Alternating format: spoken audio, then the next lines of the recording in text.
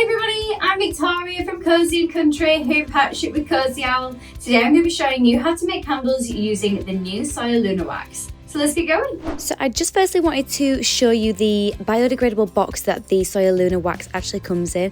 There are all the hints and tips and all the little instructions on the inside of the box.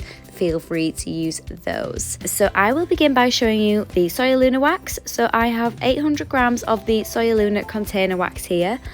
And I also have my fragrance oil, and we've gone for Baltic Amber and Clove, which is a personal favourite of mine.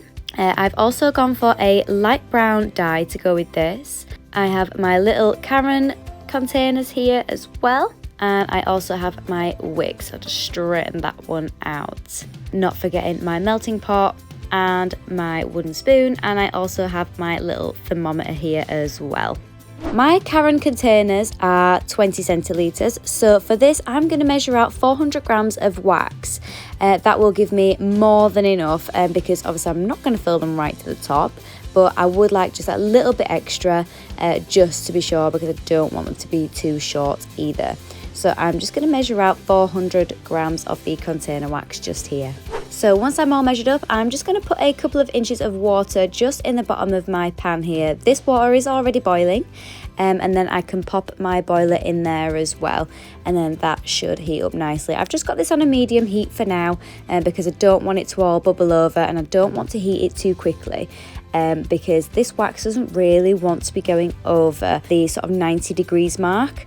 It does say that on the inside of the box as well, so if you do need to refer back to that, those instructions on the inside of the box are really helpful. And this is actually my first time using the Soyaluna Wax as well, because it is a new concept, so I did keep referring back to it as well. So just while this is melting, I'm just going to crack on with a couple of little bits as well. I will just keep coming back to the wax as well, and I'll keep giving it a really good stir around just to make sure that the heat is distributed evenly and the wax will melt nice and evenly too. Now my wax is fully melted, I've taken it off the heat, and I just wanted to show you quickly there is no heat on this hob. I'm just going to quickly take my melting pot out just to show you it's melted all the way through. I'm just going to quickly take the temperature here because, like I said before, I don't want it to be anywhere near 90 degrees, and it's easy to kind of get up to that temperature too if you leave it too long, so that's why I kept coming back and checking.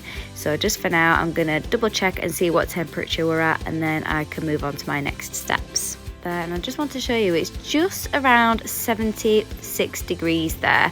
It does sort of move down a little bit as I take it out, so that is actually giving me the perfect temperature to be able to start adding my dye as well. So I'm just going to take a couple of pinches out of my light brown dye here. I do want them to be a relatively light brown, so I'm only going to take a couple of pinches. And I must admit that after I did this, I did add a little bit more as well, just to be on the safe side, because you can never have too much. So once I added that, I just give it a really good stir around like this, and now the wax is nice and warm as well. It should melt all the way through pretty nicely. But just keep giving it a really good stir, just gently, and then it'll have a nice even distribution of colour. And I also just wanted to quickly note that you can see I still have my pot just in the water there. The hob is not switched on. I just wanted to keep the wax nice and warm. I don't want it to lose any heat. So now I'm happy with my dye. I'm going to pop in some of my fragrance. So before I did measure out 400 grams of wax, and the Soyaluna Wax doesn't need too much fragrance, so I've gone for less than 8%, it's just shy of, and I've measured out 30 ml just in this pot here. So yeah, that is just below 8%, and some fragrances they definitely don't need either. The Baltic Amber and Clove is nice and strong, so you shouldn't need any more than that. Like with your dye, just give it a really good stir around, just nice and gentle, and then you can have a really nice distribution of your fragrance as well throughout the wax. So keep giving it a really good stir around until you're happy with it. So I'm going to leave my wax just to cool down a little bit. I want it to be somewhere around the 65 degrees mark. So while that's cooling, I'm going to crack on with getting my containers wicked up. So just take a glue dot and peel off the underside of your glue dot, whichever side that may be, and pop it underneath your wick just there on the metal base. Just make sure it's nicely stuck down and peel off the other side. And then you can stick it right in the center.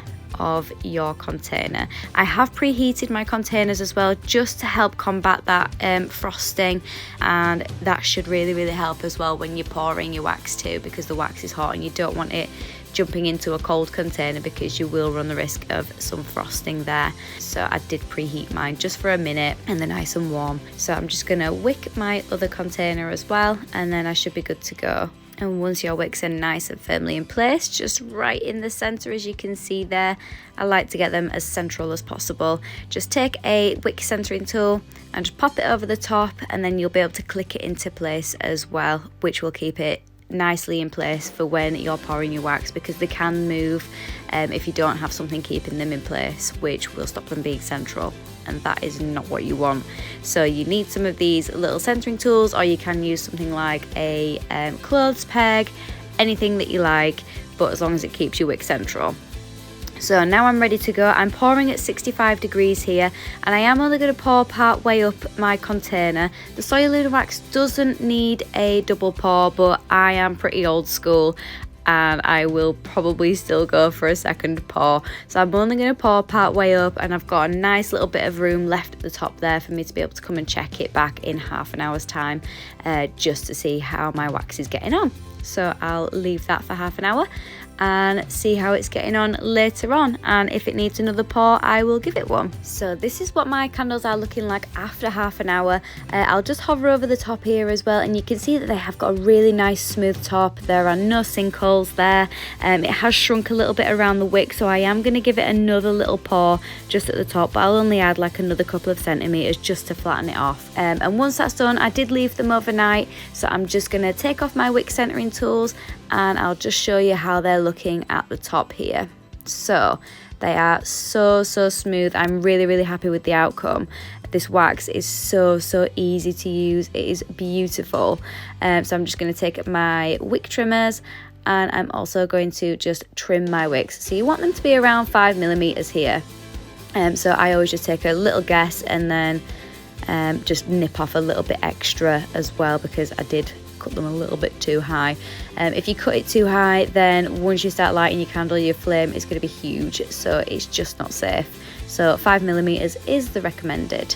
So yeah, once you've done that, 24 hours, you'll be able to get these burning, and they look beautiful.